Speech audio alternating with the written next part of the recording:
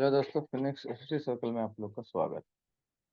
आज हम लोग बात करेंगे कि how are electron distributed in different orbits, कि कैसे जो है इलेक्ट्रॉन्स जो है वो डिफरेंट ऑर्बिट्स में डिस्ट्रीब्यूटेड रहते हैं, वितरित रहते हैं। इसके बारे में हम लोग बात करेंगे। इससे पहले का जो हम लोग जो है एटॉमिक मॉडल पे बात कर रहे थे, ठीक है। और एटॉमिक मॉडल में जो है हम लोग जो है थॉमसन मॉडल, रदरफोर्ड का मॉडल और जो है नील बोर का जो है मॉडल हम लोग कर चुके हैं। नील बोर का मॉडल में कहा गया था कि जो भी इलेक्ट्रॉन है वो न्यूक्लियस के चारों तरफ इस तरह से एक जो है फिक्स्ड जो है पाथ में जो है क्या करते हैं, वो घूमते रहते, चक्कर लगाते रहते हैं, ठीक है। और इससे जो है एनर्जी का लॉस नहीं होता है और ये स्टेबल जो है एटम होते हैं, ठीक है। इस तरह से इन्होंने कहा। तो अब इसमें जो इसका जो फिक्स्ड पाथ है इसको ऑर्बिट नाम दिया था। क्या नाम दिया था? ऑर्बिट या शेल कहते हैं, ठीक है।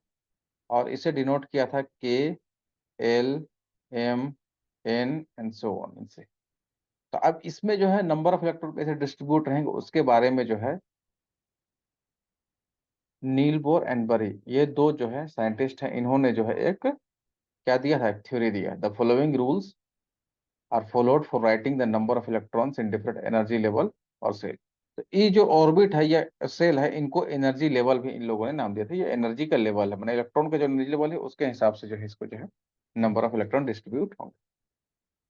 तो पहला रूल ये कहता है कि the maximum number of electrons present in shell is given by the formula 2n square, where n is the orbit number or energy level index, that is 1, 2 और 3। जैसे इसे बोला गया 2n square maximum number of electron जो है हो सकते हैं, ठीक है, किसी भी ऑर्बिट में या एनर्जी लेवल में। मतलब और इसमें n क्या है, n जो है नंबर ऑफ ऑर्बिट है। अगर ऑर्बिट नंबर 1 है तो उसमें नंबर ऑफ इलेक्ट्रॉन 2 × 1 का स्क्वायर यहाँ पर देखिए दिया हुआ। अगर के है, के सेल में है तो 2 × ये 12, ये देखिए ये थोड़ा सा गड़बड़। तो ये 1 का स्क्वायर है, 1 का स्क्वायर 1 × 2 = 2। तो के में जो है, के सेल में जो है कितना नंबर ऑफ इलेक्ट्रॉन होगा, 2। वैसे ही एल सेल में तो 2 का स्क्वायर 2 हो गए यहाँ पर, 2 का स्क्वायर 2, 2 का स्क्वायर 4 × 2 तो 4 × 2 = 8, मैंने 4 × 2 = 8। तो 8 इलेक्ट्रॉन होंगे किसमें, एल सेल में या एल ऑर्बिट में। उसी तरह एम सेल में तो सेल नंबर 3 हो जाएगा, 3 का स्क्वायर 3 × 3 = 9, 9 × 2 = 18, ठीक है। तो 18 इलेक्ट्रॉन हो जाएगा एम सेल में। इसी तरह से एन में, इसी तरह से ओ में, इस तरह से नंबर ऑफ सेल हम लोग निकालते जाएंगे। तो मैक्सिमम नंबर ऑफ इलेक्ट्रॉन किसी भी सेल में कितना होगा, 2n²। पहला रूल। दूसरा रूल क्या कहता है, the maximum number of electrons that can be accommodated in the outer most orbit is 8। अब इन्होंने ये फॉर्मूला दिया कि किसी भी आउटर मोस्ट ऑर्बिट में एटम का, उसमें मैक्सिमम इलेक्ट्रॉन कितना हो सकता है, 8 इलेक्ट्रॉन ही हो सकता है। अगर मान के चलिए किसी का जो है दो ऑर्बिट है, ठीक है। तो एक तो के हो जाएगा और एक एल हो जाएगा। तो के में तो 2 इलेक्ट्रॉन मैक्सिमम आ सकता है देखिए, और एल में जो है मैक्सिमम कितना आ सकता है, 8।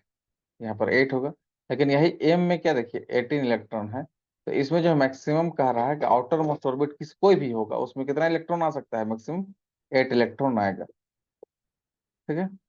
Third number, electrons are accommodated in a given shell unless the inner shell are filled, that is the cells are filled in a stepwise manner। तीसरा रूल कहता है कि कोई भी एटम का जो शेल है वह जो है इलेक्ट्रॉन से फिल होगा जब तक कि उससे पहले वाला जो है, ठीक है, इसे 3 है तो इससे के एल एम है, इसमें से के में जब तक पूरा फिल नहीं तब तक एल नहीं भरेगा, एल जब फिल होगा तब एम भरेगा, और एम पूरा कंप्लीट फिल होगा तब एन में इलेक्ट्रॉन फिलअप होगा। ये इस तरह से कहता है कि स्टेप वाइज मैनर में जो है क्या होगा, फिलिंग द इलेक्ट्रॉन्स होगा। तो ये रूल है, इसको याद रखना है। आगे ये अभी काम आएगा जब हम लोग जो है इलेक्ट्रॉनिक कॉन्फ़िगरेशन पढ़ेंगे तो उसमें ये वाला जो है काम आएगा, ठीक है। चलिए अब यहाँ पर एक चीज का ध्यान देना है वो ये है कि इसके बाद थोड़ा सा हम लोग को देख लेना है कि जो सब एटॉमिक पार्टिकल हम लोग पढ़े थे, ठीक है, सब एटॉमिक पार्टिकल जो हम लोग पढ़े थे, ठीक है, तो सब एटॉमिक पार्टिकल अभी तक जो हम लोग पढ़े उसमें दो सब एटॉमिक पार्टिकल था, ठीक है, कितना था, दो सब एटॉमिक पार्टिकल। अब हम लोग आगे पढ़ेंगे, वो हो जाएगा कितना, तीसरा सब एटॉमिक पार्टिकल का यहाँ पर डिस्कवरी हो जाएगा, ठीक है, सब एटॉमिक पार्टिकल। तो पहला हम लोग पढ़े थे प्रोटॉन का डिस्कवरी हो चुका है, इलेक्ट्रॉन का डिस्कवरी हो चुका है, और अब लेटेस्ट किसका हो जाएगा, अब हो जाएगा न्यूट्रॉन का। तो न्यूट्रॉन का जो है डिस्कवरी होगा कब, 1932 में जेम्स चैडविक के द्वारा डिस्कवर किया गया है, ठीक है। इसमें कोई चार्ज नहीं होता है, लेकिन इसका मास जो है इक्वल टू किसके बराबर होता है, वो प्रोटॉन के बराबर होता है, ठीक है।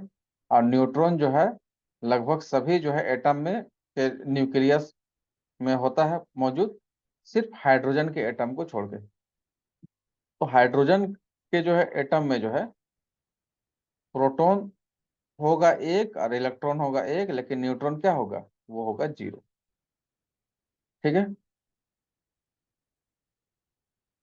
तो ये इस तरह से इतना इन्फॉर्मेशन आपको जरूरत है। चलिए आज यहीं तक रखते हैं, नेक्स्ट वीडियो में हम लोग मिलते हैं। Thank you.